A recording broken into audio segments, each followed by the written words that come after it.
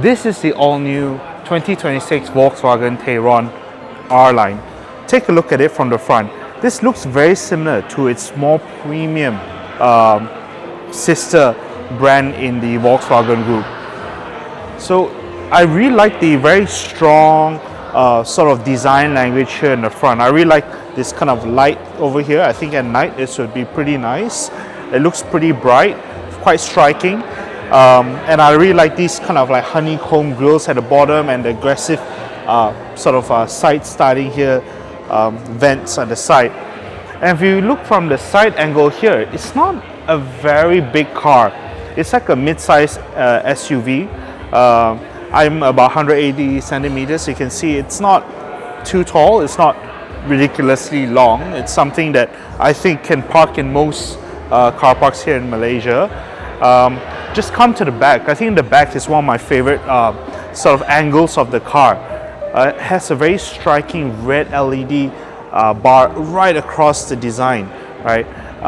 And I really like that they've continued the sort of a honeycomb mesh design language at the back here. Yeah, so it's pretty clean design from the back, and also a red color Volkswagen logo here. So the Tayron is a completely new model in Malaysia. It's not to replace the Tiguan or the Touareg Volkswagen models. It's a completely new model, and the price starts from around 190,000 ringgit, which I think is a pretty good value for a brand new German car. Just a feel, I really like how modern this is. Like, it has a really nice and I think there's over 30 different colors to choose from over here. It just so happened that this is on pink. You can kind of customize to any mood or any colors that you want. Right now the massage feature is on in this car, so you can adjust the duration of your massage, the intensity, and also the different type of programs available here. Which is pretty cool. Just looking at the interface,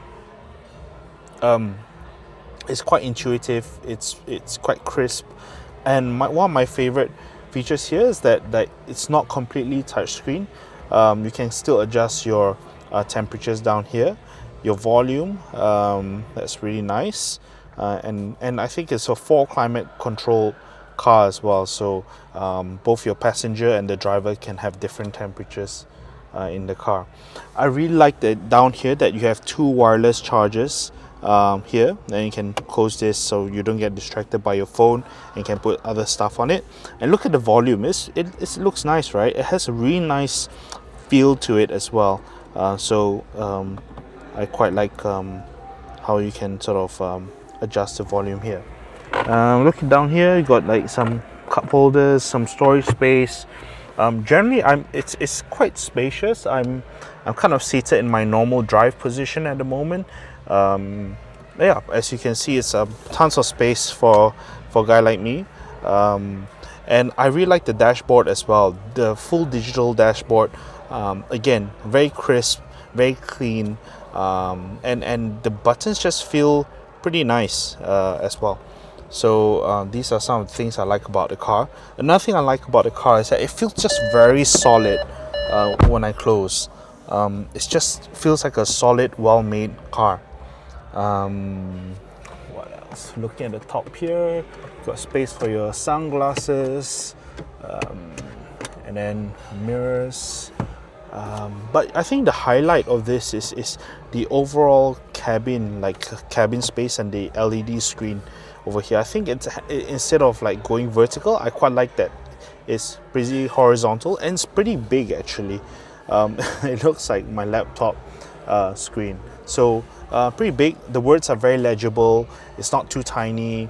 Yeah, tons of function. I haven't had the time to kind of go through all this, but yeah.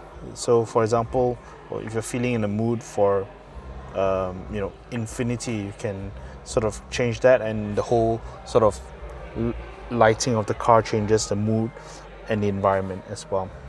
So yeah, overall pretty nice for a driver. Haven't had a chance to test drive this though. Let's move towards the back. So The back seat here, it was adjusted to my typical driving seat position. I like how spacious it is. I still have lots of knee room, lots of headroom. I like how I can still control the temperature. Back here, you've got a couple of USB-Cs. And I think who this car is targeted for is typically for families. If you have children, I think a couple of ISOFIXes back here. They can adjust the temperature. You can charge devices on here. I think it's pretty neat, pretty useful for a young family, for any family. And looking back here, I think the highlight of this is the fact that you have 2 extra seats at the back there. So let's go around the back to see how we can set it up. Or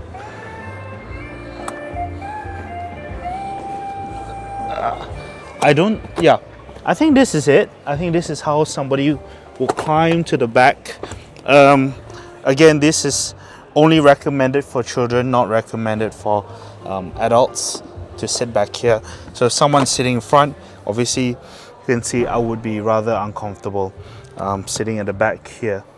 But for children, I think that's this space is absolutely fine.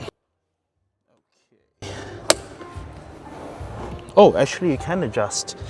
My bad. So yes, to the back, all you just need to do is use the bottom lever down here and just push this and maybe move this in front. Then you have like some room to get to the back here. It's not too difficult. It's a little bit heavy, but it's definitely manageable. But then again, I don't think if you buy this car, you're unlikely going to be ferrying 7 people at the same time all the time, right? Let's take a look at the back, the boot here. So, everything's automatic. I think what I like about the boot space is if you have 7 people, you can still fit in some small luggages here for a small weekend trip. What I like is also that you can, if you have more stuff, you can easily adjust this and push this down. I think maybe with this button here, I can push the front thing down and suddenly I have tons of boot space.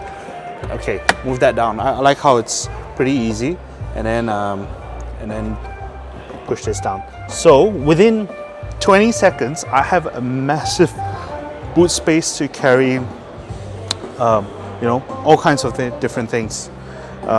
So yeah, pretty easy. 20 seconds. Down here, yep, this is where you can put your the cover for your boot. Okay, and yeah, that's about it. Another thing I like about this car is that it has lots of storage space. For example, I have like 2 wireless spots to charge my phone here and a couple of USB-C cables. Another additional storage space here for anything else I may need. There's like a side storage here for maybe a smart tag or touch and go card.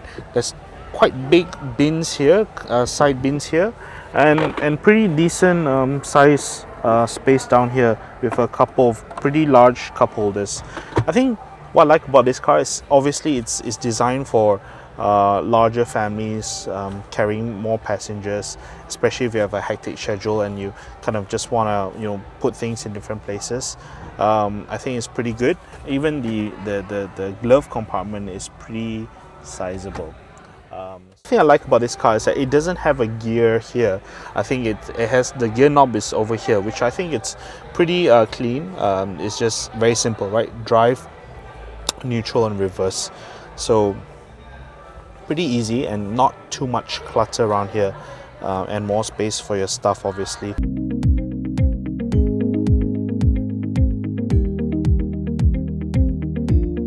I think one thing that I may not like about this car is that you can't actually cover completely something, right? Unless you put a cloth over this. So if you put something valuable in here, someone could potentially see it, right? For example, if you put some jewelry here, you just want to take off some jewelry for your gym class or whatever, and you put it here, it's pretty visible. So there's actually no space to hide it except for the glove compartment. And another thing I don't like about this car is that if you're actually using the back, the third row, the back 2 seats, It's not that easy. So it's quite heavy actually. So the first thing you got to do is actually move this down. Then from the bottom here, you got to push it. Okay, let me push it to the front. Yeah, you know, it's pretty heavy. Then only your children or your two back passengers can kind of squeeze in. But let's assume, like, if no one's here to help them, all they just have to do is pull this and push it forward. Quite easy, I guess, for the yeah. So this kind of functions as like moving the back side, adjusting the angle of the back, and also pushing the chair back. So it's pretty heavy, I think, especially for the ladies. Over here, yeah, pretty standard. The only problem with these kind of mesh cloth is that when you have kids who are a bit naughty or like to play at the back, these kind of mesh cloths tend to rip, but luckily it's not too pricey of a replacement. Okay, so my conclusion is that I think this is a totally new product in Malaysia. If you do choose to get this, I think it's very suitable for families or those who like to take road trips out of KL.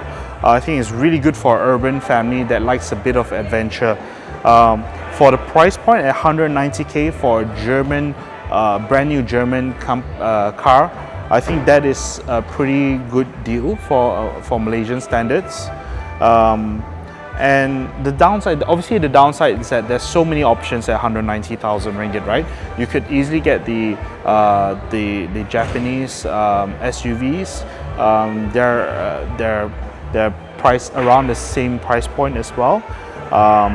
Or you can get something more exciting. I think this would be a slightly better drive and better feel. Trust the Germans to be able to engineer something that is reliable and exciting to drive. So if you're considering this car, there are about 5 colors to choose from and 2 variants: the Elegance line and the Sportier R-Line. The R-Line will be released later this year or next year, and that's priced at around 200, mid 200s level.